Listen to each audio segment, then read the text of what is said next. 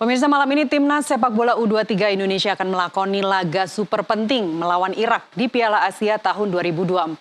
Laga ini merupakan kesempatan kedua bagi Indonesia untuk lolos langsung ke Olimpiade Paris. Di saat segenting ini, Indonesia tidak bisa diperkuat oleh Kapten Rizky Ridho karena kartu merah yang didapatnya saat laga semifinal pada Senin lalu. Meski tanpa Rizky Ridho, tim asuhan STY punya amunisi di lini depan dengan tampilnya Rafael Strike. Mampukah Garuda Muda rawe-rawe rantas, malang-malang putung melawan Irak? Untuk membahasnya kami mengundang analis sepak bola Roni Pangamanan, kemudian juga ada Bung Fahri Husaini, mantan pemain Timnas Indonesia dekade 1990-an. Nanti kita juga akan menghadirkan manajer Timnas U23 Pak Sumarji. Selamat malam, terima kasih sudah hadir Bung Ropan dan juga Bung Fahri. Ya, selamat malam Pak Kali. Selamat malam Ropan. Oke. Malam. Ya. Oke, sebelum kita mulai dialog, kita simak dulu cuplikan Irak melawan Jepang, di mana Irak dikalahkan atau 2-0 melawan Jepang. Kita simak dulu cuplikannya. Minute now, Japan on the attack as there's the ball over the top here. And a great little turn and a great little finish as well. It's brilliant from Hosoya. Great skill to bring the ball down and turn. And he finishes in one quick movement. Fujita with the assist. Now into the 42nd minute, as we see more beautiful play here from Japan. They're in again, and it's 2-0. Araki this time finishes it off, and it's Fujita with the assist again, the first time layoff. As it. Ya, kita lanjutkan atau kita mulai dialog. Saya ke Bung Roni dulu. Ya. Irak baru saja kalah 2-0 melawan Iya. Jepang. Indonesia juga habis kalah dengan Uzbekistan kemarin. Iya. 2-0 juga. Betul.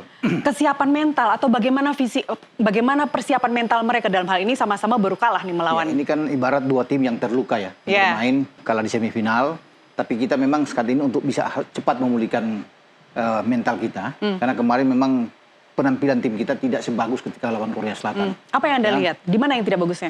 Iya, kita bermain cukup baik bermain dengan Korea Selatan. Artinya ini untuk pertama kali kita bermain dengan mereka, kita unggul dalam semua aspek, termasuk dalam ball position. Tapi Karena dengan- komposisi pemainnya lengkap. Ketika lawan Uzbekistan tidak ada Rafael Strike, kemudian Iya. seolah-olah tidak ada Algojo di situ.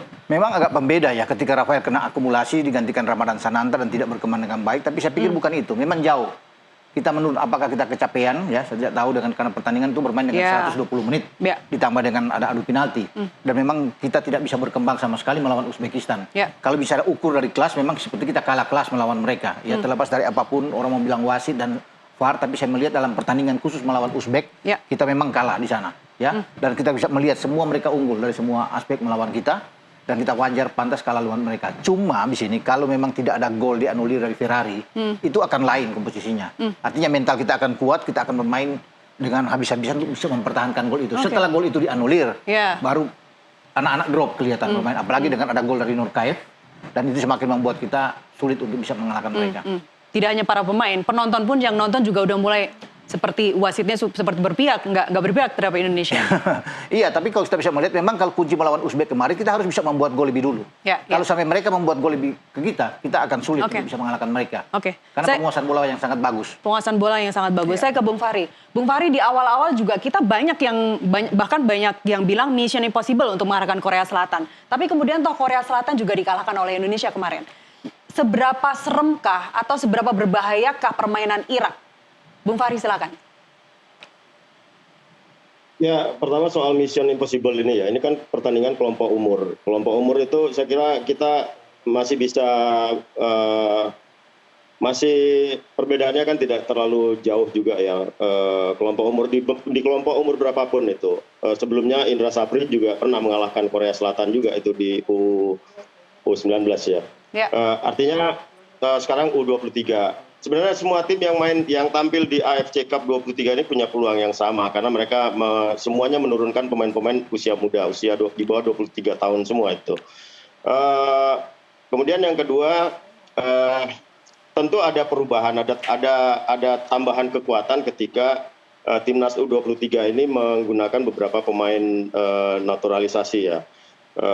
Di beberapa posisi yang mereka memang posisinya posisi kunci itu ya. Kalau pencapaian itu sampai ke sekarang ini sampai ke babak semifinal, saya kira ini pencapaian yang memang seharusnya harus bisa dicapai gitu, karena memang mereka persiapannya juga cukup bagus, dukungan semua pihak juga, seluruh stakeholder ikut terlibat mendukung tim ini ya. Artinya memang kemudian dari sisi permainan mereka juga tampilnya bagus sekali di awal-awal di babak penyisihan terutama ya. Di babak penyisihan setelah mereka kalah 0-2 lawan Irak, mereka main cukup solid juga melawan Australia meskipun kita berada dalam tekanan Australia juga.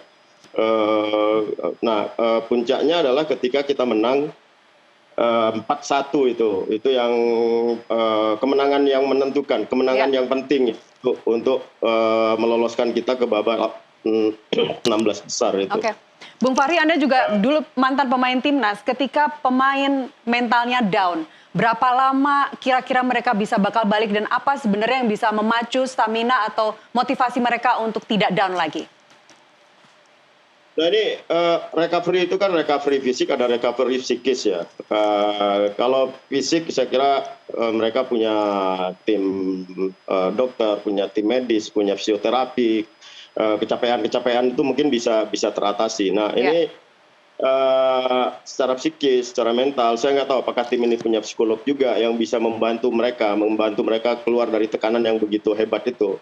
Termasuk juga pujian-pujian yang kita berikan kepada mereka ya, itu tanpa kita sadari juga kita menempatkan mereka di posisi yang seolah-olah sudah mencapai segalanya kan itu. Nah pujian-pujian ini yang menurut saya bisa jadi bumerang ketika mereka tidak tampil sesuai harapan orang, kemudian hasilnya juga tidak sesuai dengan harapan orang gitu, harapan supporter. Jadi oke lah kita berikan pujian, kita berikan apresiasi, tapi hati-hati dalam memberikan apresiasi, hati-hati dalam memberikan pujian itu.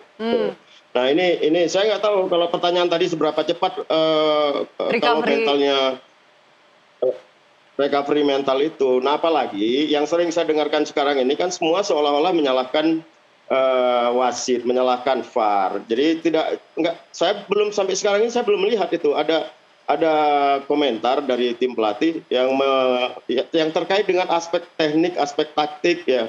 Ini nggak pernah saya lihat itu gitu. Yang saya baca selalu kekalahan ini karena wasit, karena VAR.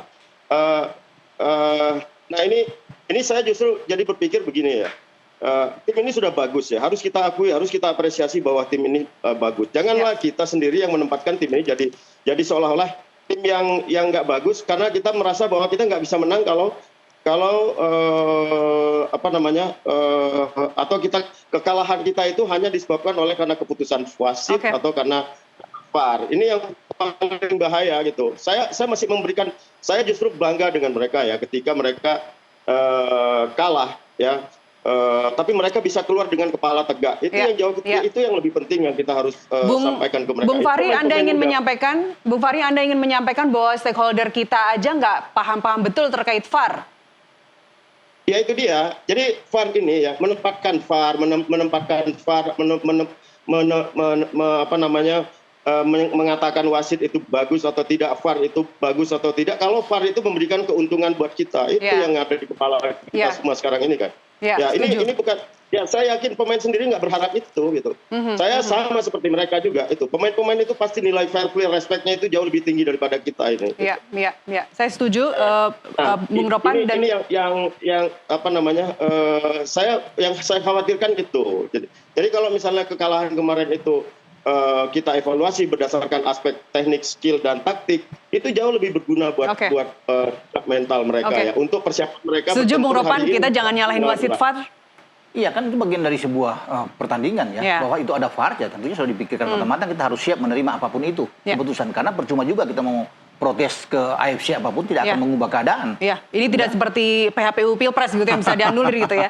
Unsur atau faktor Kapten Rizky Ridho yang tidak turun nanti dalam laga melawan Irak, bagaimana Anda lihat kans Indonesia seberapa besar? Dia kapten ke-11 dan sejauh ini dari fase grup dia tampil luar biasa, konsisten, tidak tergantikan. Artinya ini pemain kunci. Kalau tidak tergantikan, Komang nggak bisa gantiin nanti? Saya pikir berbeda ya. Cara bermain tentunya berbeda. Walaupun mereka sama-sama dalam satu posisi di back tengah. Rido tampil dalam usia muda tapi sudah matang sekali bermain di senior. Dan di senior pun dia selalu bermain dengan sangat baik. Selalu dimainkan oleh STY. Ya, sehingga ketidakhadiran dia pasti saya pikir akan sangat berpengaruh di belakang. Apapun itu, kita masih punya Muhammad Ferrari, kita masih punya Komang, tapi level Rido itu ada di atas mereka. Itu harus diakui. Ya, sehingga ini akan memutar otak bagi STY siapa yang akan masuk di situ. Walaupun kita masih punya Komang, masih punya Ferrari, dan ada Yasin Hobner yang ada situ. Nah, mungkin tiga ini akan dimainkan sekaligus untuk bermain melawan Irak pada malam hari ini. Bisa Siapa juga. dari ketiga itu? Atau kalau kita tambahkan Arhan Pratama misalnya, itu kalau yang mempunyai leadership untuk menjadi seorang kapten? Kalau leadership ya Yasin Hobner bagus. Kalau kemarin kan ada pergantian, ada Pratama bisa jadi kapten. Ya, leadership saya pikir ada dia, ada Ivar Yener, ada Nathan Cho. Itu bisa mengemban posisi sebagai kapten kesebelasan. Tapi sekarang kan harus bisa mencari chemistry yang bagus di belakang. Karena Irak tentunya ingin memenangkan pertandingan. Irak ingin lolos ke Olimpiade, sama seperti kita ingin lolos ke Olimpiade. Tapi kita harus punya lini belakang yang solid. Ya. Bisa saja opsi lain diambil oleh STY dengan memainkan Nathan Cho bermain di belakang, karena dia bisa juga bermain di belakang. Tapi kita kehilangan seorang pemain yang box to box bermain di tengah, di gelandang apa sebagai pivot ya bersama dengan Ivar Yener. Tergantung STY sekarang melihat kebutuhan yang ada. Kalau menurut saya pikir memaksimalkan dengan Yasin Hubner, Komang untuk belakang. Untuk belakang, tiga di belakang ini, Komang dan bermain dengan Ferrari, karena kan dia mengusung skema 3-4-3. Itu kan skema favorit dari STY. Jadi kalau tidak dari Rido itu yang paling terbaik. Karena keterbatasan pemain di belakang juga ini sulit dengan ketidakhadiran Rido. Irak, siapa pemain yang harus diwaspadai? Ya sudah pasti kalau bicara dengan Irak kita harus bisa melihat satu sosok. Ya, sosoknya itu adalah Ali Jassim. Dia pencetak gol terbanyak, ada di lini serang. Ya, harus diingat juga bahwa Irak ini selalu diuntungkan dengan banyak penalti. Satu-satunya tim yang ada di pagelaran Asia U23 ini yang banyak mendapatkan penalti. Ada 3 penalti, dan tiga penalti itu semua dilaksanakan, dieksekusi dengan baik oleh Ali Jassim. Dialah pemain berbahaya yang harus diantisipasi, harus dilihat pergerakan dia, dipersempit oleh pemain-pemain belakang. Walaupun mereka masih punya Ahmed juga di belakang, ya, mereka juga bisa memainkan dengan 3-4-3. Melawan kemarin Jepang mereka dengan 3-4-3 walaupun mereka kalah. Jadi ada Basim di depan, Ahmed dan Ali Jassim. Tiga ini yang kuat. Tentunya kita harus bisa melihat ini, dan pasti STY tahu sudah memonitor pertandingan mereka melawan Jepang untuk kita mainkan dalam pertandingan malam ini. Bung Ropan dan Bung Fahri, kita jeda dulu. Pemirsa tetaplah bersama kami kembali usai jeda.